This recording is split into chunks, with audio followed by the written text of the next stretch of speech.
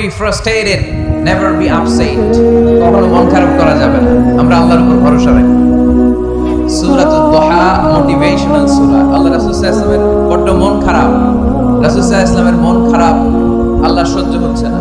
তাই রাসূল সাল্লাল্লাহু আলাইহি ওয়াসাল্লামের মন ভালো করে দেওয়ার জন্য আল্লাহ একটা সূরা নাযিল করলেন। সূরাটার নাম সূরাতুদ দুহা। এই সূরার কেন্দ্রীয় আলোচ্য বিষয় হচ্ছে মুমিন কখনো হতাশ হয় না, মুমিন কখনো নিরাশ হয় না, মুমিন কখনো হাল ছেড়ে দেয় না। মুমিন সব সময় ভরসা রাখে একজনের উপর, তিনি কে? আমরা কখনো হতাশ হই না, ঠিক কি না? আমরা কখনো নিরাশ হই না, ঠিক কি না? আমরা কখনো হাল ছেড়ে দেই না, আমরা ভরসা রাখি একজনের উপর, তিনি কে? Every time you feel like you cannot go, you feel so lost that you are so alone. Don't despair and never lose hope, 'cause Allah is always by your side. Inshallah, inshallah, inshallah, you'll find your way. Inshallah, inshallah, inshallah, you'll find your way. আমাদেরকে রাস্তা দেখায় কে? এজন্য আমরা হাল ছেড়ে দেই না, আমরা নিরাশ হই না, আমরা হতাশ হই না, আমরা ভরসা রাখি একজনের উপর, তিনি কে? এটা ঠিক মাঝে মাঝে আমাদের জীবনে বিপদ আসে, পরীক্ষা আসে, মুসিবত আসে, এগুলো আসে আমাদেরকে শক্ত করার জন্য, ঠিক কি না? আমাদের কোমরকে সোজা করার জন্য, আমাদের পায়ের নিচের মাটিকে শক্ত করার জন্য, প্রতিকূল পরিবেশে কি করে বীর দর্পে দাঁড়িয়ে থাকতে হয়, নিজের অস্তিত্বের প্রমাণ দিতে হয়, সেটা শিক্ষা দেওয়ার জন্য। এজন্য মুমিনের হারাবার কিছু নেই। লা তাইয়াসু মির রাউহিল্লাহ, আল্লাহর রহমত থেকে নিরাশ হয় না।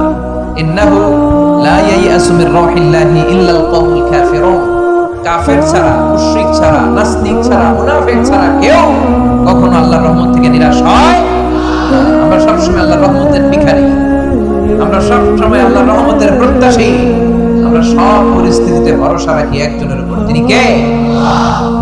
তাহলে এটা হচ্ছে সেন্ট্রাল থিম, যে আমরা হতাশ হব না। Never lose hope, never be frustrated, never be upset. কখনো মন খারাপ করা যাবে না, আমরা আল্লাহর উপর ভরসা রাখি। এটা হচ্ছে কেন্দ্রীয় আলোচ্য বিষয়। এই সূরাটা নাজিলের একটা ব্যাকগ্রাউন্ড আছে। যেহেতু এটা মাক্কি সূরা, আল্লাহ রাসূল সাল্লাল্লাহু আলাইহি ওয়াসাল্লামের কাছে কোরআনের আয়াতগুলো নাজিল হতে শুরু করলো। রাসূল সাল্লাল্লাহু আলাইহি ওয়াসাল্লাম কোরআনের আয়াতগুলো প্রচার করতে শুরু করলো। যাই নাজিল হয় রাসূল সাল্লাল্লাহু আলাইহি ওয়াসাল্লাম কি গোপন করে রাখতেন? বা যা নাজিল হয়েছে তার অর্ধেক শোনাইতেন, বাকিটা শোনাইতেন না? এরকম ইয়া আইয়ুহার রাসূল বাল্লিগ মা উনজিলা ইলাইক, হে নবী, হে রাসূল, যাই নাজিল হয় আপনি ছড়িয়ে দেন। রাসূল সাল্লাল্লাহু আলাইহি ওয়াসাল্লাম ছড়ায় দিতেন। যেটাই নাজিল হয় কাল বিলম্ব না করে বিশ্বনবী এই আয়াতের দাওয়াত দিতে শুরু করতেন। নাজিল হলো ইকরা বিসমি রাব্বিকাল্লাযী খালাক, খালাকাল ইনসানা মিন আলাক, ইকরা ওয়া রাব্বুকাল আকরামুল্লাযী আল্লামা বিল কলম, আল্লামাল ইনসানা মা লাম ইয়ালাম। সুবহানাল্লাহ। নাজিল হলো পড়ো তোমার রবের নামে, যিনি শিখিয়েছেন। আমাদেরকে শিখিয়েছে কে? আমাদের সৃষ্টি করেছে কে? Read in the name of your lord who has created, পড়ো তোমার প্রভুর নামে, যিনি শিখিয়েছেন। নাজিল হলো 5 আয়াত, আল্লাহ রাসূল সাল্লাল্লাহু আলাইহি ওয়াসাল্লাম পৌঁছে দিলেন। নাজিল হলো ইয়া আইয়ুহাল মুযাম্মিল কুমিল লাইলা ইল্লা কালিলা, বিশ্বনবী পৌঁছে দিলেন। নাজিল হলো ইয়া আইয়ুহাল মুদ্দাসসির কুম ফাআনযির, পৌঁছে দিলেন। যাই আসে পৌঁছে দিতেন, যাই আসে পৌঁছে দিতেন। কিন্তু হঠাৎ করে ওহী আসার ধারাবাহিকতা হুট করে বন্ধ হয়ে গেল, ওহী আর আসে না। ফলে রাসূল সাল্লাল্লাহু আলাইহি ওয়াসাল্লাম নতুন কোন কোরআনের আয়াত মক্কাবাসীদেরকে শোনাতে পারে? মক্কাবাসীরাও এসে রাসূল সাল্লাল্লাহু আলাইহি ওয়াসাল্লামকে খোঁচায়, বলে কি মুহাম্মদ, কিছু বলো না যে, নতুন কিছু শোনাও না যে, এতদিন তো অনেক পটপট করছো, অনেক কথা শুনেছো, কই তোমার সেই কথা? রাসূল সাল্লাল্লাহু আলাইহি ওয়াসাল্লাম বলতে পারেন না। কেমনে বলবে? উনি কি মন গড়া কিছু বলে? ওমা ইয়ানতিকু আনিল হাওয়া ইন হুয়া ইল্লা ওয়াহয়ুই ইউহা, মন গড়া তিনি কিছু বলেন না, মন মস্তিষ্ক প্রসূত কোনো কথা তিনি জাতির কাছে পেশ করেন না। তিনি তাই বলেন যা তাকে নির্দেশ দেয়া হয়, আর নির্দেশটা দেয় কে? সবাই বলতে লাগলো, মুহাম্মদ তোমার নতুন কথাবার্তা কই? রাসূল সাল্লাল্লাহু আলাইহি ওয়াসাল্লাম চুপচাপ, কিপ সাইলেন্ট। কাফিররা বলতে শুরু করলো, ইন্না মুহাম্মাদান ক্বালাহু রাব্বুহু, মুহাম্মাদের রব মুহাম্মদ রে ভুলে গিয়েছে, মুহাম্মাদের রব মুহাম্মদ রে বর্জন করেছে। তাই তো নতুন কিছু আসে না। মুহাম্মদ তোমার দিন শেষ, তোমার কাছে আর আসবে না ওহী। রাসূল সাল্লাল্লাহু আলাইহি ওয়াসাল্লাম খুব টেনশন শুরু করে দিলেন। আবু লাহাবের স্ত্রী উম্মে জামিল বলতে শুরু করলো, ইন্না শাইতানাকা কাদ তারাকাক, হে মুহাম্মদ তোমার শয়তান তোমারে তরক করছে। নাউজুবিল্লাহ পড়েন। শয়তান দ্বারা উম্মে জামিল সাইয়েদনা জিবরাইল আলাইহিস সালামকে বুঝিয়েছেন। তিনি বুঝিয়েছেন যে মুহাম্মদ, জিবরাইল তোমার কাছে আসে না, শেষ, তোমার দিন শেষ, তোমার খেলা শেষ, আর আসবে না। রাসূল সাল্লাল্লাহু আলাইহি ওয়াসাল্লাম নিজেও ভয় পেয়ে গেলেন। ঘটনা কি? আমার কোনো ভুল হচ্ছে না তো? আমি কোনো অন্যায় করে ফেললাম না তো? আল্লাহ আমার উপর নাখোশ হলেন না তো? আমরাও মাঝে মাঝে এরকম ফ্রাস্ট্রেশনে ভুগি না? কি রে, আল্লাহ বোধহয় আমারে পছন্দ করে না, এত দোয়া করি, আল্লাহ মনে হয় আমার দোয়া কবুল করে না, আল্লাহ মনে হয় আমারে চায় না, আল্লাহ মনে হয় আমারে ভালোবাসে না। তা না হলে আমার দোয়া কবুল হয় না কেন? আমি এত দুঃখী কেন? রাসূল সাল্লাল্লাহু আলাইহি ওয়াসাল্লাম ঠিক একই টেনশনে পড়লেন, ঠিক একই ডিলেমায় পড়লেন, ঠিক একই পেরেশানিতে ভুগলেন। কিরে, ওহী নাজিল হয় না কেন? আমাকে নিয়ে কাফির মুশরিকরা বেদিনরা ঠাট্টা বিদ্রুপ করে, উপহাস করে, কিন্তু আল্লাহ তাআলা কোনো ওহী নাজিল করে না। ঘটনা কি? আমার ভুল হলো না তো? আমি কোনো অন্যায় করে ফেললাম না তো? আল্লাহ আমার উপর নাখোশ হলেন না তো? টেনশন। রাসূল সাল্লাল্লাহু আলাইহি ওয়াসাল্লাম টেনশনে ভুগছেন। ইন দ্য মিন টাইম আল্লাহ রাসূল সাল্লাল্লাহু আলাইহি ওয়াসাল্লামের টেনশন দূর করে দিয়ে, আল্লাহ রাসূল সাল্লাল্লাহু আলাইহি ওয়াসাল্লামের মন ভালো করে দেওয়ার জন্য এই সূরা দোহা নাজিল করলেন কে?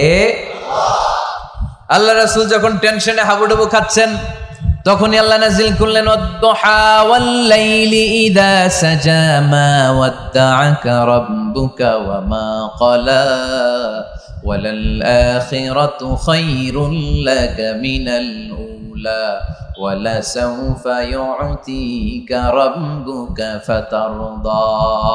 সুবহানাল্লাহ পড়েন। আল্লাহ নাজিল করলেন ওয়াদ-দুহা ওয়াল-লাইলি ইযা সাজা। দুহা মানে আলো। দুহা মানে কি? সকালের আলো, প্রভাতের সূর্য কিরণ। আলো মানে আশার আলো, সম্ভাবনার আলো। আলো বললেই মনের মধ্যে একটা সাহস জাগে না? আর অন্ধকার বললেই ভয় লাগে না?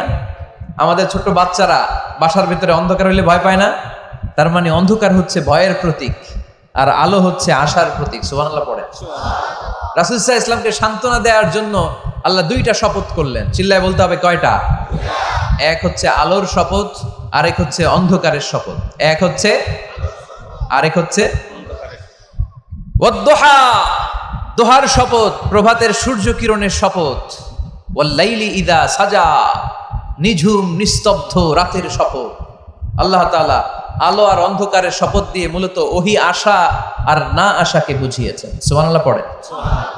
আলোকে আল্লাহ তাআলা ওহীর উপস্থিতির সাথে তুলনা করেছেন, অন্ধকারকে রাব্বুল আলামিন এই সূরার মধ্যে ওহীর অনুপস্থিতিকে বুঝিয়েছেন। আল্লাহ বুঝাতে চাইলেন, নবী আমি আপনারে ভুলি নাই। কেমন করে আমি আপনারে ভুলি? আপনি আমার হাবিব, ঠিক কি না? আপনি আমার খলিল না, আপনি আমার হাবিব।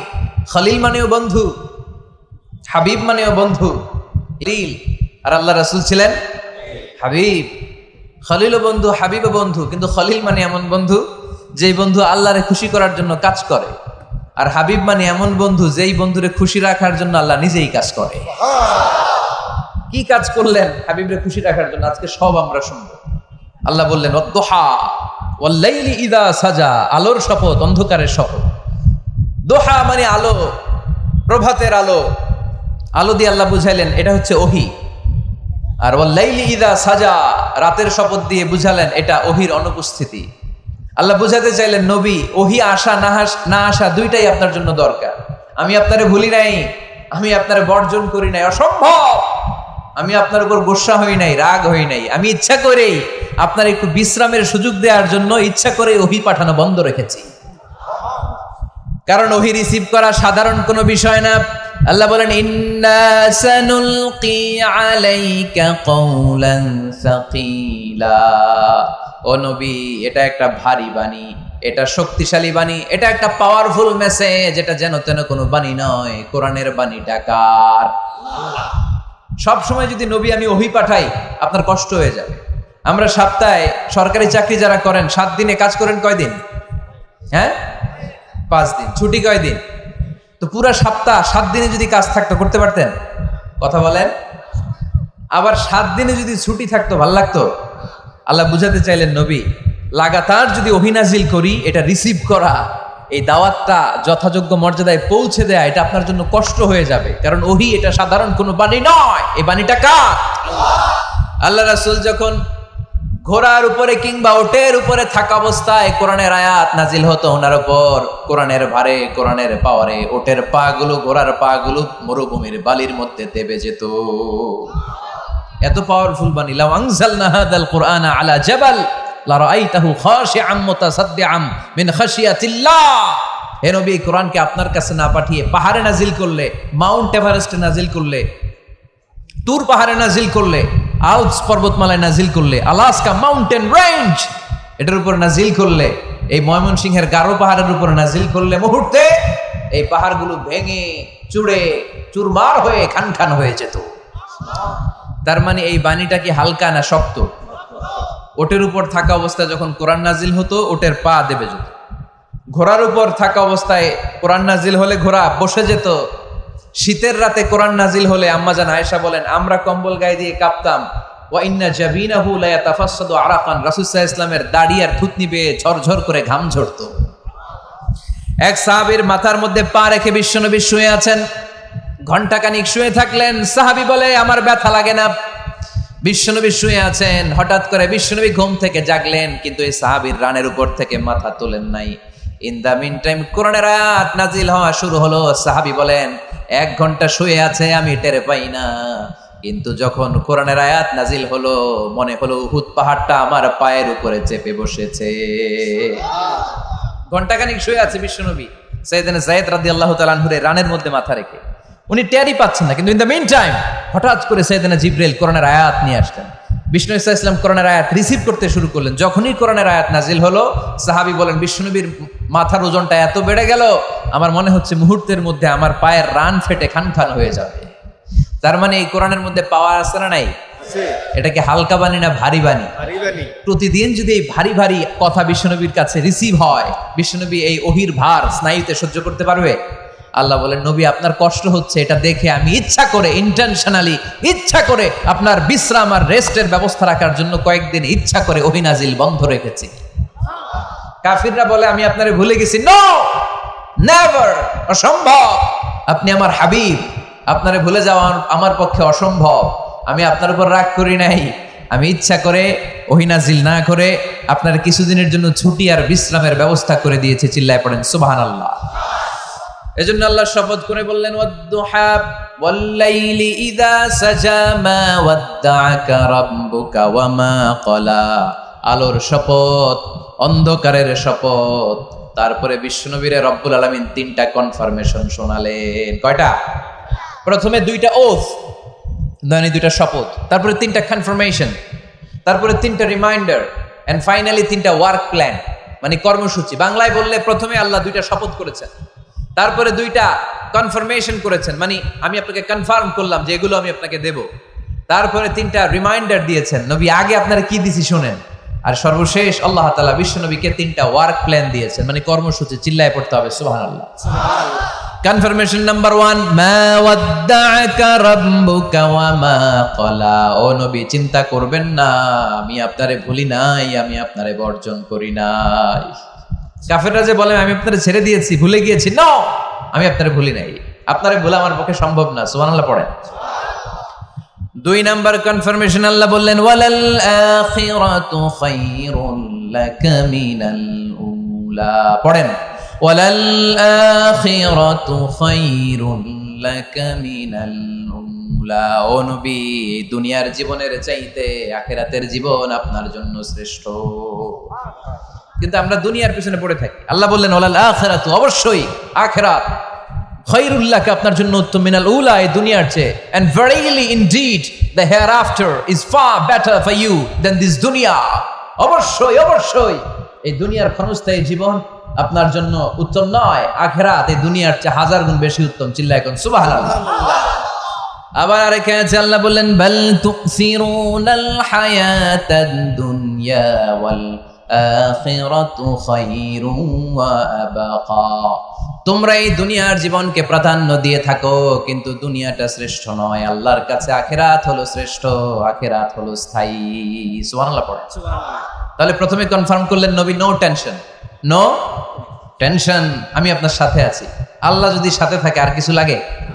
2 number confirmation. আচ্ছা, আমরা মাঝে মাঝে মেসেজ পাঠালে মেসেজ পৌঁছলো কিনা কনফার্মেশন আছে না? কনফার্মেশন মেসেজ পাঠায় না? একটা টপ আপ করলাম বা ইন্টারনেটের প্যাকেজ নিলাম, এটা অ্যাক্টিভ হলো কিনা একটা কনফার্মেশন মেসেজ আসে না? প্রথম কনফার্মেশন, নবী আমি আপনার সাথে আছি। দ্বিতীয় কনফার্মেশন, নবী এই দুনিয়ায় সাময়িক কিছু কষ্ট করেন, কিন্তু আখিরাতে আপনার জন্য কল্যাণ রেখে দিয়েছে কে? 3 নাম্বার কনফার্মেশন, আল্লাহ বললেন ওয়ালা সাউফা ইউতিকা রাব্বুকা ফাতারদা। ও নবী আমি আপনার সাথে আছি, আখিরাতকে আপনার জন্য সাজিয়ে প্রস্তুত করে রেখেছি, আর এই দুনিয়ার বুকে এমন এমন জিনিস আমি আপনারে দান করব, এগুলো পেয়ে দুনিয়ায় আপনি খুশি হয়ে যাবে। এমন এমন জিনিস আমি আপনাকে দেব, and verily I'm going to give you something that will make you happy। ও নবী এমন এমন জিনিস আমি মাক্কি জীবন থেকে শুরু করে until your death, আপনার মৃত্যু পর্যন্ত আমি দেব, এগুলো পেয়ে আপনি খুশি হয়ে যাবেন। সুবহানাল্লাহ। বাড়িতে যে বলে দিবে কে? খুশি করবেন কারে? আল্লাহকে, বিশ্বনবী সাল্লাল্লাহু আলাইহি ওয়াসাল্লামকে। খুশি করবেন কে? আল্লাহ। আর খুশি হবে কে? বিশ্বনবী। সুবহানাল্লাহ পড়েন। ওয়ালা সাউফা ইউতিকা রাব্বুকা ফাতারদা। নবী এমন এমন জিনিস আমি আপনাকে দেব, আপনার এই পেরেশানি, দুঃখ, কষ্ট আপনার থাকবে না। কখনোই আমি আপনার মন খারাপ হতে দেব না। যখনই আপনি চিন্তিত, যখনই আপনি টেনশনে আছেন, যখনই আপনি পেরেশানিতে আছেন, এমন নাজ নেয়ামত আর খোশামদেদ আপনারে শোনাবো, সুখের সংবাদ শোনাবো, ওই সংবাদ শুনে আপনি নবী খুশি হয়ে যাবেন। তার মানে নবীর মন ভালো করার দায়িত্ব নিছে কে? ই আল্লাহ পাইছি আমরা। বিশ্বনবীর মন খারাপ, তখনই আল্লাহ অ্যাক্টিভ, তখনই আল্লাহ নেয়ামত পাঠায়। কিভাবে বিশ্বনবীর মন ভালো করেন আল্লাহ? মক্কাতে বিশ্বনবী যখন দাওয়াতি কাজ শুরু করলেন, বিশ্বনবী দেখলেন মক্কায় 2টা লোক আছে, এই 2 লোকের এক লোক যদি আমার ইসলামের ছায়ার তলে না আসে, তাহলে মক্কায় ইসলামের দাওয়াতকে বেগবান করা আমার জন্য কঠিন হয়ে যাবে। বিশ্বনবী ইসলামের মন খারাপ, হায় রে, এই 2টার একজনও তো আমার কথা শোনে না, এই 2 জনের একজনও তো আমার দাওয়াত কবুল করে না। একদিন তাহাজ্জুদের সালাতে বিষ্ণু ইসলাম কেঁদে কেঁদে আল্লাহর কাছে দোয়া শুরু করলেন। বিশ্বনবীর যে মন খারাপ, আল্লাহ তো এটা বোঝে টোঝে না, তাই না? আল্লাহ তো বোঝে দেখে না, না? তাহাজ্জুদের নামাজে ভারাক্রান্ত মন নিয়ে আল্লাহ রাসূল সাল্লাল্লাহু আলাইহি ওয়াসাল্লাম দোয়া করলেন, আল্লাহুম্মা আইজ্জাল ইসলামা বিআহাব্বির রাজুলাইনি ইনদাক। আল্লাহ, মক্কার 2টা লোকের নাম তোমার কাছে বলবো আজকের তাহাজ্জুদের মুনাজাতে। 2টা লোকের নাম তোমার কাছে তাহাজ্জুদের ফরিয়াদে আমি উল্লেখ করব। 2টা লাগবে না, 2 জনের একজনরে দিলেই হবে।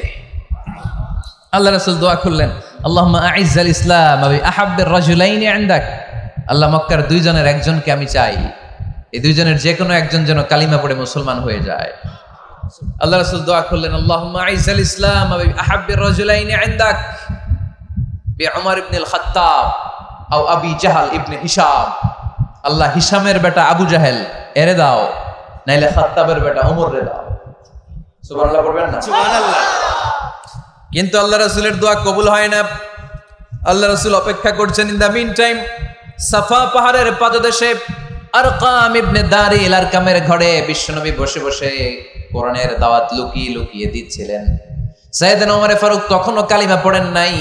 তিনি বিশাল একটা নাঙ্গা তলোয়ার নিয়ে বিশ্বনবীকে আক্রমণ করার জন্য যখন দারুল আরকামের ঘরের দিকে ছুটে আসছেন, সাহাবারা বলতে শুরু করলো, নবী আপনি ওই দরজা দিয়ে তাড়াতাড়ি মুহূর্তেই পালিয়ে যান, ওমরে ফারুক তলোয়ার নিয়ে আপনার সামনে চলে এলে রক্ষা নাই। আল্লাহ রাসূল বললেন, তোমরা সরব, দরজাটা খুলে দাও, ওমরকে আমার সামনে তাড়াতাড়ি চলে আসতে দাও। আমার মনে হচ্ছে ওই যে তাহাজ্জুদের জায়নামাজে বসে চোখের পানি ছেড়ে আল্লাহর কাছে যে ওই দিন রাতে দোয়া করেছি, আজকে আমার দোয়াটা কবুল হতে চলেছে। আমার তো মনে হচ্ছে আমার দোয়াটা কবুল হতে চলেছে, সরে যাও। হামজা ইবনে আব্দুল মুত্তালিব চাচারে সরাই দিলেন। সাইয়েদনা ওমর ফারুক তলোয়ার নিয়ে এসে বিশ্বনবীর নূরানি চেহারার দিকে তাকিয়ে মুহূর্তেই কুপকাত হয়ে গেলেন। তলোয়ারটা বিশ্বনবীর সামনে রেখে দিয়ে বললেন, আশহাদু আল্লা ইলাহা ইল্লাল্লাহ ওয়া আশহাদু আন্না মুহাম্মাদান আবদুহু ওয়া রাসূলুহু। আমি সাক্ষ্য দিলাম আল্লাহ ছাড়া কোনো ইলাহ নাই, আপনি মুহাম্মদ আল্লাহর রাসূল। বিশ্বনবীর মন খুশি হয়ে গেল। ওয়ালা সাউফা ইউতিকা রাব্বুকা ফাতারদা। নবী হে, অচিরে এমন এমন জিনিস আমি আপনারে দেব, আপনি পাবেন আর খুশি হবেন, পাবেন আর খুশি হবেন। আপনার মন খারাপ, আমি আল্লাহ নিজ দায়িত্বে মন ভালো করে দেব। পড়েন সুবহানাল্লাহ। সাইয়েদনা ওমর ফারুক মুসলমান হয়ে গেলেন। এবার আবু জাহেল, উতবা, শাইবা, ওয়ালিদ ইবনে মুগীরা এদের টনক নড়ে উঠল। কারণ ওমর ফারুকের মতো শক্তিশালী লোক মক্কায় দ্বিতীয়টা ছিল। উনি বললেন, ইয়া রাসূলুল্লাহ, আপনি কি সত্য নবী না? আল্লাহ রাসূল বললেন, হ্যাঁ সত্য নবী। এই কোরআন কি সত্য না? সত্য। ইসলাম কি সত্য ধর্ম নয়? এটাও সত্য। ওমর ফারুক বললেন, ফা ফীমাল ইখতিফা, তাহলে লুকায় লুকায় কেন? তাহলে সাফা পাহাড়ের পাদদেশে আরকাম ইবনে আবিল আরকামের ঘরের ভেতরে অন্ধকার কূপে দাঁড়িয়ে কোরআনের তেলাওয়াত কেন? ময়দানে নেমে পড়েন, আমি উমর আছি, দেখি কে কি করবে। রাসূল সাল্লাল্লাহু আলাইহি ওয়াসাল্লাম বললেন, না, এটা মাক্কি জীবন, ধীরে সুস্থে দাওয়াতি কাজ করো। ওমর ফারুকও ছাড়বে না। বললেন, ইয়া রাসূলুল্লাহ, একটা মিছিলের অনুমতি দেন। আল্লাহ রাসূল বললেন, যাও মিছিল দাও। ওমর ফারুক দুইটা লাইন করলেন, মোট খুঁজে পেলেন 11 জন। সুবহানাল্লাহ পড়েন। এক লাইনের নেতা বানালেন আল্লাহ রাসূল সাল্লাল্লাহু আলাইহি ওয়াসাল্লামের খুদ চাচা হামজা ইবনে আব্দুল মুত্তালিবকে। আর আরেক লাইনে উনি দাঁড়ালেন 6 জন 6 জন 12 জন, উনি সহ 12 জন, 12 জনের মিছিল। সুবহানাল্লাহ পড়বেন না? তো মিছিলের সামনে দাঁড়িয়ে উনি একটা ছোট্ট এক বাক্যের ভাষণ দিলেন। উনি বললেন, মান আরাদা আন তাসকুলা উম্মুহু ইয়াতামা ওয়ালাদুহু তারমিলা যাওজাতুহু ফালিয়াসুদ্দানি। এই মক্কার নেতা খেতারা, কে আছো? কে চাও মায়ের বুককে খালি করতে? কে চাও সন্তানগুলোর ইয়াতিম বানাতে? কে চাও তোমার স্ত্রীকে বিধবা বানাতে? সামনে আসো, পারলে আমি ওমরে ঠেকাও। ওমরে ফারুক দাঁড়ালেন, দাঁড়িয়ে তাকবীর শুরু করলেন, আল্লাহু আকবার, আল্লাহু আকবার, আল্লাহু আকবার। এক একটা স্লোগানে মক্কার মরুজমিন সেদিন থার থার করে কেঁপেছে। ইতিহাস সাক্ষী, আবু জাহেল, উতবা, শাইবা এই আল্লাহু আকবার স্লোগান আর শুনে নাই। হঠাৎ ভাবলো, ঘটনা কি? কার এত সাহস আমার নির্বাচনী এলাকায় আল্লাহু আকবার নামে স্লোগান দেয়? নেমে আসলো, ঘর থেকে বাইরে আইসা দেখে মিছিলের সামনে কে? ওমর রে দেখা দিছে এক দৌড়। শুধু কাফেররাই সাইয়েদনা ওমর ফারুককে দেখে দৌড়াতো না, মুনাফিকরাও ওমর ফারুককে দেখে দৌড় মারতো। ইভেন ইবলিস শয়তান ওমর ফারুককে দেখলে দৌড় মারতো। সুবহানাল্লাহ পড়তে পারলেন না? আল্লাহ রাসূল ওমর ফারুককে দেখলে বলতেন, ওমর মা সালাকা শাইতান সালিকান ফাজ্জান ইল্লা সালাকা ফাজ্জান গায়রা ফাজ্জিক। ওমর, ইবলিস শয়তান যদি তোমার কোনো রাস্তা দিয়ে হাঁটতে দেখে, ইবলিস শয়তান ওই রাস্তা রেখে দিয়ে অন্য রাস্তা দিয়ে হাঁটে। ওমর ফারুক আল্লাহর গিলাফ যে স্পর্শ করলেন আর মিছিল থামালেন, ওরকম ওমর আমাদের দরকার আছে না নাই? বিশ্বনবী বললেন, লা নাবিয়্যা বা'দি ওয়ালা রাসূলা, আমার পরে কোনো নবী নাই, কোনো রাসূল নাই, তবে আমার পরে যদি কেউ নবী হতো, লাউ কানা বা'দি নাবিয়্যুন লাকানা উমর, আমার পরে যদি নবী হওয়ার যোগ্যতা কারো থাকে, আমার প্রাণের সাহাবা ওমরের ওই যোগ্যতা আছে। সুবহানাল্লাহ। প্রভু তুমি বলেছ রাসূল দেবে না, বলনি দেবে না ওমর, বলনি দেবে না হামজা তারিক, খালিদ বিজয় সমর। প্রভু তুমি বলেছ রাসূল দেবে না, বলনি দেবে না ওমর, বলনি দেবে না হামজা তারিক, খালিদ বিজয় সমর। প্রভু তুমি বলেছ রাসূল দেবে না। সুবহানাল্লাহ পড়ে। সুবহানাল্লাহ। ওরকম একটা ওমর হইলে আমাদের জন্য এনাফ। ওই একটা ওমরের অপেক্ষায় বসে আছে গোটা মুসলিম উম্মাহ। চিল্লায় বলো ঠিক কিনা? ওমর ফারুক কালিমা পড়ে মুসলমান হয়ে গেলেন। বিশ্বনবী খুশি হয়ে গেলেন। ওয়ালা সাউফা ইউতিকা রাব্বুকা। আল্লাহ বললেন, নবী যখনই আপনার মন খারাপ, যখনই আপনি পেরেশানিতে ভুগবেন, যখনই আপনি টেনশন করবেন, তখনই আপনার মন ভালো করে দিবে কে? আল্লাহর ঘোষণা, and verily Allah gonna give you something that will make you happy। এমন জিনিস আমি দেব, আপনি খুশি হয়ে যাবেন। সুবহানাল্লাহ। আল্লাহ রাসূল সাল্লাল্লাহু আলাইহি ওয়াসাল্লাম দাওয়াত দিতে দিতে তায়েফ চলে গেলেন। তায়েফ নাম শুনেছেন? মক্কা থেকে 80 মাইল দূরে। আমি গিয়েছি কয়েকবার। ঠান্ডা এলাকা, 6000 ফিট উঁচু, মেঘ নেমে আসে। তায়েফে গেলে কেউ বিশ্বাসই করবে না এটা সৌদি আরবের অংশ। বৃষ্টি হয়, কি হয়? চাষাবাদ হয়, অনেক ফলমূল আর শাকসবজি পাওয়া যায়। আল্লাহ রাসূল সাল্লাল্লাহু আলাইহি ওয়াসাল্লাম 80 মাইলের মরুর পথ পাড়ি দিলেন। আমাদের মতো প্রাইভেট কারে চড়ে গেছিলেন, তাই না? আহা, এই লম্বা মরুর পথ, তপ্ত মরুভূমি, সূর্যের প্রচন্ড তাপ উপেক্ষা করে তায়েফে গেছিলেন জমির মামলার মীমাংসা করতে। কি করতে? তায়েফবাসীদেরকে দাওয়াত দেওয়ার জন্য। আল্লাহ রাসূলের নিজের কোনো স্বার্থ ছিল? কথা কয় না। তায়েফবাসীদেরকে জাহান্নামের আগুন থেকে বাঁচানোর জন্য, তায়েফবাসীরা যাতে মাইন না খায়। আহা, কি নবী ছিল! সে কোন বন্ধু বলো বেশি বিশ্বস্ত, সে কোন বন্ধু বলো বড় বিশ্বস্ত, কার কাছে মন খুলে দেয়া যায়, কার কাছে প্রাণ খুলে বলা যায়, হওয়া যায় অতি আশ্বস্ত। তার নাম আহমদ বড় বিশ্বস্ত। সুবহানাল্লাহ পড়ে। সুবহানাল্লাহ। কি দিল দরিয়া নবী ছিলেন, রাহমাতাল লিল আলামিন। I have sent you as a mercy for the entire universe. নবী হে, আমি আপনাকে গোটা বিশ্বের জন্য রহমত করে প্রেরণ করেছি। সুবহানাল্লাহ, সুবহানাল্লাহ। রহমতের নবী, দয়ার নবী, দাওয়াত দেওয়ার জন্য 80 মাইলের লম্বা মরুর পথ পাড়ি দিয়ে তায়েফের ময়দানে যখন ছুটে যায়, তায়েফের ছেলেরা বিশ্বনবীর দাওয়াত তো কবুল করেই নাই, বরং বিশ্বনবীর অপমান করেছে, বিশ্বনবীকে লাঞ্ছিত করেছে, বিশ্বনবীর সাথে মারপিট করেছে, বিশ্বনবীর গায়ে পাথর মেরেছে। এই সুশ্রী দেহটা বেয়ে বেয়ে ঝরে ঝরে বিশ্বনবীর গা থেকে টপ টপ করে তায়েফের জমিনে তাজা লাল খুন ঝরেছে। গিয়েছে তায়েফবাসীদের বাঁচানোর জন্য, নিজের কোনো স্বার্থ নাই। তায়েফবাসীরা যেন জাহান্নামের আগুনে না জ্বলে, কিন্তু তায়েফবাসীরা বিশ্বনবীর আঘাত করেছে। তিনটা জায়গায় আমি দেখে এসেছি, জায়গাগুলো তিনটা জায়গায় বিশ্বনবীকে আহত করা হয়েছে। খেয়ে না খেয়ে দিন প্রচারের কাজে নিজেকে দিয়েছ বিলিয়ে, তায়েফের কাফিরেরা চিনল না সে আলো, দুষ্ট ছেলেদের পিছু দিল লেলিয়ে, পাথরের আঘাতে ক্ষত বিক্ষত হয়ে সারা শরীর থেকে রক্ত ঝরে। হে রাসূল, তোমাকে ভুলি আমি কেমন করে, হে রাসূল, তোমাকে ভুলি আমি কেমন করে, হাজার ব্যথা বেদনার পরে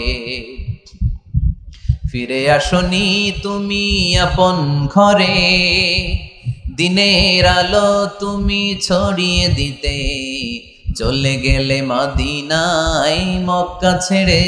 হে রাসূল, তোমাকে ভুলি আমি কেমন করে, হে রাসূল, তোমাকে ভুলি আমি কেমন করে। পড়েন আল্লাহু আকবার। খেয়ে না খেয়ে বিশাল পথ পাড়ি দিয়ে দাওয়াত দিলেন, বিনিময়ে পেলেন পাথরে রাখা।